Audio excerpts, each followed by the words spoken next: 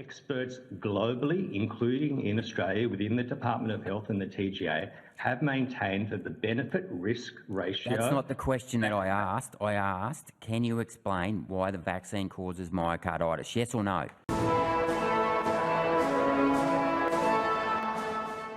Given that, according to the Pfizer non-clinical report, there was no carcinogenic tests, no genotoxicity tests, no immunotoxicity tests, no interaction studies with other medicines, no longitudinal studies, and I note that in regards to pregnancy and lactation, that studies were conducted on rats. How can Pfizer say that the vaccine was unequivocally safe without qualifying any risks around the vaccine? Senator, I don't have that report in front of me, so I'm afraid I can't talk to that. So I'm not aware of the report to which you're referring. Senator, I don't have that report in front of me, so I'm afraid I can't talk to that. What I can say is that the TGA is one of the world's leading regulators. Okay. Well, you can take my word for it. I'm happy to table this document. Okay.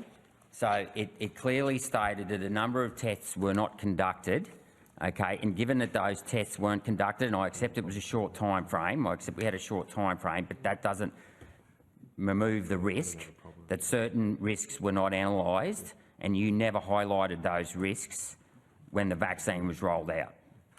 Senator, I disagree with that statement. I think there was a very clear assessment of the benefit risk.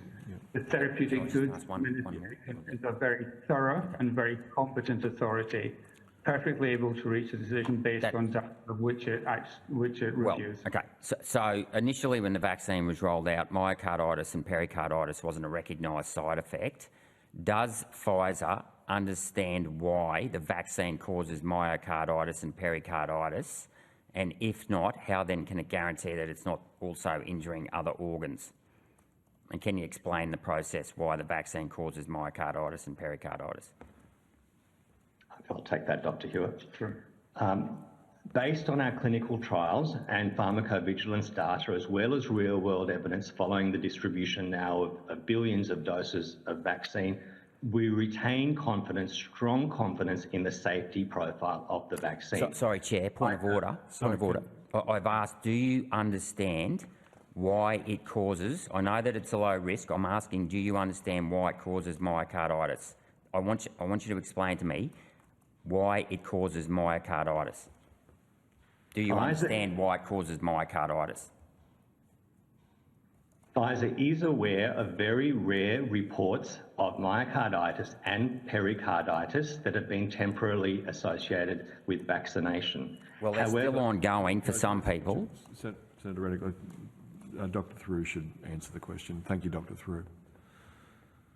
According to public health experts and regulatory authorities around the globe, the number of reports of myocarditis remains small. I'm not referring to the number of reports. I want you to explain to me the mechanism of how the vaccine causes myocarditis. Do you or do you not understand the mechanism of why the vaccine causes myocarditis? It looks to me like you don't. And if you don't understand it, why are you saying the vaccine is safe without qualifying the risks? So, Senator Rennick, I think Dr. Through is actually about to get to that point. Whether people agree, whether there's agreement to his evidence or not, is another question for others to make a judgment on. But if Dr. Through, if you could again go to Senator Rennick's question. Senator, all medicines, all therapeutic products and vaccines have benefits and have side effects as well. Looking at the totality of the evidence for Pfizer's COVID-19 vaccine, regulatory authorities, health authorities, experts globally, including in Australia within the Department of Health and the TGA, have maintained that the benefit-risk ratio... That's not the question that I asked. I asked, can you explain why the vaccine causes myocarditis? Yes or no? Senator, the benefit-risk profile... Yes or no? So you clearly don't understand the pathway, do you? Because you can't explain it. I'm not referring to the cost-benefit analysis here. I'm referring to, do you understand the biochemical pathway as to why the vaccine causes damage to the heart? Senator, I am happy to take your question on notice and come back to the committee with whatever information we can provide. I can provide that information on notice. Senator, I am happy to take your question on notice and come back to the committee with whatever information we can provide. I might just clarify, I was not referring to a cost-benefit analysis in my previous response.